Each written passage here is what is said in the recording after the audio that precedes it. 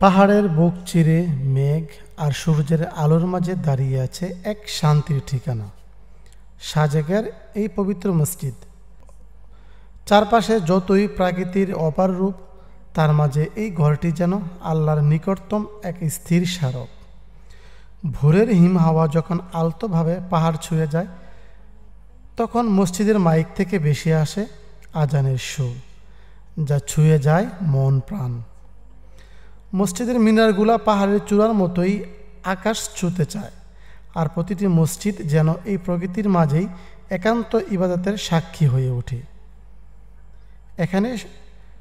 এখানে সময় যেন ধীর হয়ে যায়, আর আল্লাহর কাছে হৃদয় খুলে বলার এক প্রশান্ত সুযোগ এনে দেয় এই মসজিদ।